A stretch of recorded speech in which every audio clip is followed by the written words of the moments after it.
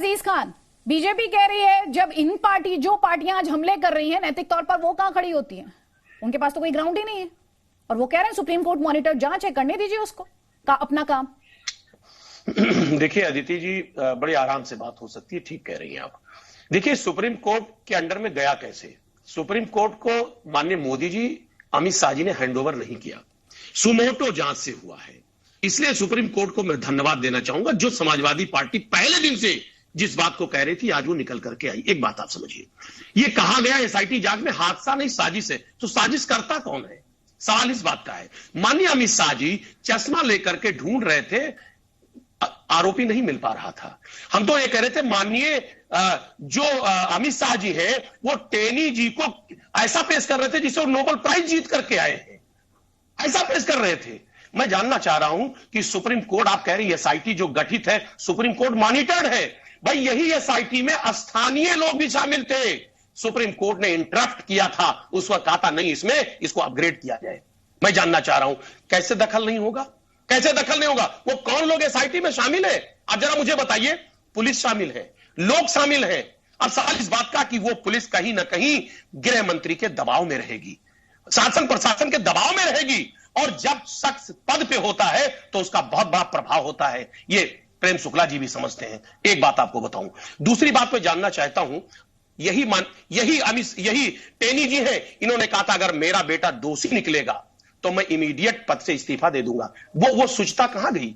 अब आप विपक्ष से सवाल पूछ रहे हैं, आपने किसानों को रौंद दिया, किसानों को रौंदने के बाद आज आप विपक्ष से सवाल कर रहे हैं कि किस हद तक गिर जाएगी बीजेपी। माननीय मोदी जी और अमित शाह जी तो लगातार इस मामले को रफा दफा करना चाह रहे थे।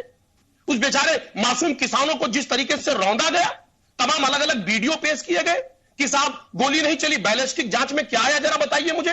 बैलिस्टिक जांच में उसी वक्त आया था कि अजय मिश्र टोनी के साहबजादे की बंदूक से गोली चली थी। उस वक्त कार्रवाई क्यों नहीं की? अगर नियत साफ होती तो उसी वक्त इनको बर्खास्त कर दिया जाता। इस्तीफे की बात क्यों है? आप नियत साफ होने की बात क्यों उठा रहे हैं? दो तीन बातें हैं, देखिए अदिति जी, दो तीन बातें हैं, मुझे मौका दे दे प्लीज। देखिए पहली बात तो यह है कि अजय मिश्र टोनी जो है, अजय मिश्र टोनी उस एफआईआर में शामिल है। पुष्पेंद्र चौधरी जी ने पढ़ करके एफआईआर सुनाया। अब कुछ संदेह नहीं है, सुन लीजिए मेरी बात, हमें मौका दे प्लीज। सर मौका तो दे रही हूं, अब उसमें संदेह नहीं है। टोनी थोड़ी बना देंगे टेनी को। अरे सुनिए ना मेरी बात, अरे प्लीज मुझे मौका दे। देखिए यही टेनी है, जब किसानों को धमकाया था तो 5 लोगों को मार दिया। अभी आज पत्रकारों को धमकाया, देखिए पत्रकारों का नंबर है। मेरी बात सुनिए, वो भी हमारे पीछे जाएंगे, एक नया लखीमपुर पैदा होगा। सुनिए मेरी बात। अभी आप कह रहे थे एसआईटी ने क्या बताया है, क्या रिपोर्ट आई है? एसआईटी ने खुल करके कहा है, सुनिए क्या क्या कहा है। उन्होंने कहा कि अभियुक्तों पर हत्या के प्रयास की धाराएं लगाई जाए, धाराएं लगाई जाए सीधा सीधा। और धारा लगाया क्या है? 307, 326 और 34, 302। सुनिए मेरी बात। और यह भी कहा है आशीष मिश्रा पर 4 किसान और 1 पत्रकार की हत्या का केस दर्ज हो। यह एसआईटी ने क्लियर कह दिया। क्या बचा भाई, क्या बचा? और यह भी कहा कि हादसा नहीं, यह साजिश है। और साजिश कौन कर रहा है? साजिश करता कौन है? अजय मिश्र टोनी है। और इससे ज्यादा क्लियर और क्या ट्रांसपेरेंट चाहिए? एसआईटी सीधी सीधी बात कह रही है। हाँ सर, ये भी एसआईटी ने कहा है कि साजिश करता टेनी है। कहा है हादसा नहीं साजिश है। हाँ, हादसा तो साजिश यही। और सर सुनिए, आप ध्यान से नहीं सुनते हैं, आप ध्यान से नहीं सुनते। आपको भाषण देना था तो आपने कहा भी आप ये कह रही थी। सर पूरी डिबेट में आप जाकर सुन लीजिए।